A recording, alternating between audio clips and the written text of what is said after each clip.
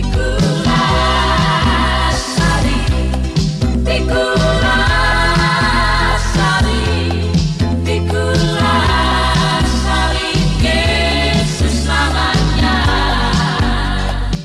YouTube sekalian, terima kasih telah menyaksikan channel YouTube saya ini.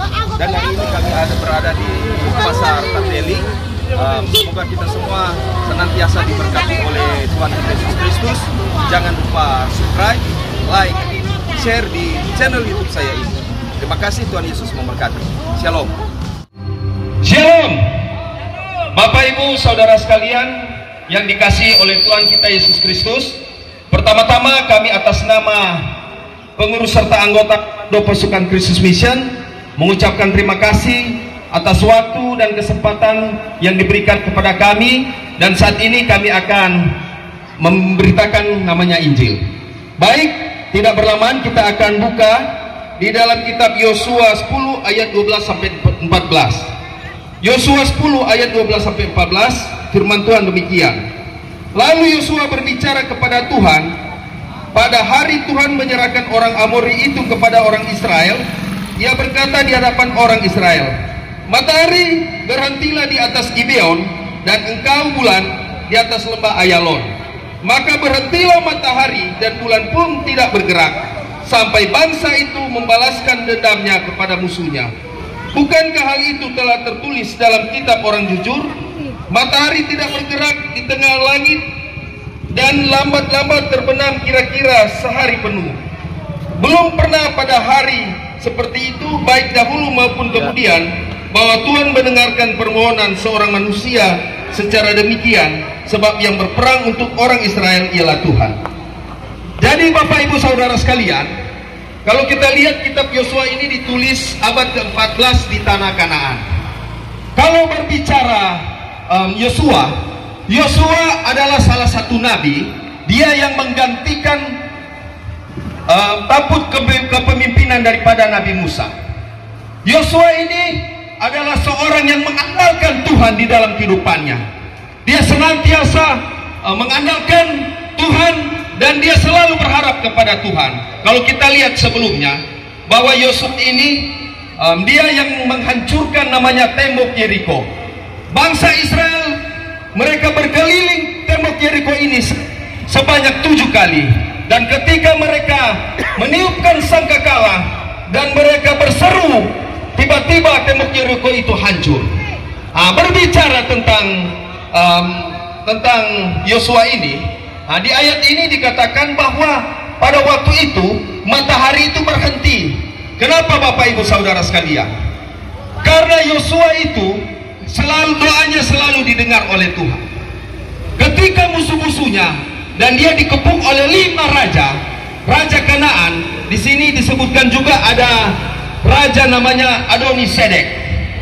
5 raja Kanaan ini ketika mereka mendengarkan bahwa Yosua memenangkan namanya peperangan melawan suku Ai, orang Ai waktu itu, sehingga mereka bilang, aduh, ini bahaya. Torang mesti kepung ini Yosua ini, dan torang harus hancurkan dia. Tetapi Yosua tidak gentar. Dia tetap mengandalkan Tuhan. Orang yang mengandalkan Tuhan dalam kehidupannya, apapun yang dia kerjakan, apapun yang dia lakukan, pasti berhasil. Kehidupan kita hanya tergantung kepada Tuhan Yesus. Sebab di dalam Tuhan Yesus, keselamatan diberikan kepada manusia. Yosua, dia senantiasa mengandalkan Tuhan dalam kehidupannya, walaupun di sekelilingnya dikelilingi oleh musuh-musuh, raja-raja yang akan menghantam dia, menghancurkan dia. Tetapi dia berseru kepada Tuhan. Dalam Alkitab ini dikatakan bahwa sebenarnya bukan Yosua melawan musuh-musuhnya, tetapi Allah berperang melawan musuh-musuhnya, sehingga Allah memberikan kemenangan demi kemenangan kepada Yosua. Kita sebagai orang Kristen yang senantiasa mengandalkan Tuhan, kita adalah Yosua masa kini. Kita harus senantiasa berpegang teguh kepada ajaran yang telah disampaikan oleh para rasul-rasul, para nabi-nabi, sehingga kita harus betul-betul memaknai bahwa firman yang telah disampaikan oleh bapak-bapak gereja kita itu senantiasa senantiasa harus berakar dalam kehidupan kita. Kalau kita singgung di situ dikatakan ada raja Yerusalem yang menyerang daripada Yosua. Karena Yosua ini pemimpin, adalah nabi daripada bangsa Israel. Memang waktu itu wilayah daripada Yerusalem ini belum menjadi bagian daripada bangsa Israel. Kenapa? Nanti di 1000 sebelum Masehi baru Yerusalem ini direbut oleh Raja Daud. Berbicara ini Yerusalem ini yang membawa ini nama, yang memberikan nama Yerusalem ini adalah suku Yebus yang ada di Pulau Kriti atau Pulau Kreta. Mereka adalah bangsa Yunani kuno yang menyembah berhala. Dari Pulau Kriti mereka menyeberang. Ketika sampai di darat mereka kasih nama Yerusalem, yaitu nama daripada dewa mereka. Nanti di 1000 sebelum Masehi, Raja Daud merebut dan Yerusalem itu dijadikan sebagai ibu kota Yerusalem.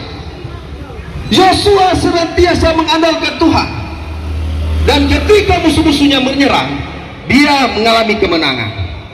Sebagai orang Kristen, hiduplah di dalam Tuhan. Kita harus hidup senantiasa mengandalkan Tuhan. Tetapi hati-hati Bapak Ibu Saudara sekalian, memang banyak sekali pengajaran sesat di mana-mana. Hati-hati, karena dikatakan di dalam Matius 18 ayat 7 mengatakan, Oai tu kosmo apoton skandalon ananke gar altenta skandala plen oai tu antropo biho tu skandalon arketa. Itu dalam bahasa asli, bahasa Yunani, artinya celakalah dunia dengan segala penyesatan. Memang penyesatan itu harus ada, tetapi celakalah orang yang mengadakannya. Banyak orang bertanya begini, sebenarnya Alkitab ada perjanjian lama ditulis dalam bahasa Ibrani dan perjanjian baru ditulis bahasa Yunani. Kenapa perjanjian baru ditulis bahasa Yunani bukan bahasa Ibrani? Karena waktu itu wilayah Yerusalem itu dikuasai oleh Roma Timur. Roma Timur menggunakan bahasa Yunani karena waktu itu bahasa Yunani adalah menggunakan bahasa internasional, dan Roma Barat adalah bahasa Latin. Sehingga bapak-bapak gereja menulis, dan kita bisa baca di 1 Korintus 1 ayat 24, tetapi bagi mereka yang dipanggil, baik Yahudi maupun bukan Yahudi, Kristus adalah kekuatan Allah dan hikmat Allah. Sehingga besorat ini, Injil ini harus disampaikan kepada mereka yang tidak mengenal Injil itu sendiri, mengenal tentang Kristus itu. Sehingga keselamatan itu bukan saja orang Yahudi, tetapi orang bukan Yahudi juga diselamatkan. Karena Yesus ini adalah milik segala bangsa. Dia bukan cuma milik agama Kristen. Dia bukan cuma milik orang semua, bukan. Dia adalah milik semua agama yang ada di dunia ini. Dia adalah milik semua bangsa di dunia ini, bukan cuma bangsa Yahudi, tetapi seluruh bangsa di dunia. Disinilah peran daripada Sang Mesias itu. Orang Israel menantikan namanya Hatikva Mesias, Sang Mesias itu. Begitu lama. Mulai bangsa Israel itu dibuang di Mesir, zaman Musa, kemudian di Babelonia, zaman Nebukadnezar, bait Allah dihancurkan, kemudian orang-orang bangsa Yehuda itu dibantai habis-habisan, bait Allah dihancurkan. Zaman Tuhan Yesus, Raja Herodes Agung, dia mau membangun namanya bait suci itu. Dia membangun begitu megah. Yesus lahir 4 sebelum Masehi. Jadi waktu itu ada seorang raja namanya Raja Herodes Agung. Itu kalau lihat di Alkitab itu tidak tertulis, cuma tulis Herodes, tetapi dalam sejarah namanya Herodes Agung. Dan pada waktu itu seorang kaisar yang ternama di Romawi namanya Kaisar Octavianus Augustus.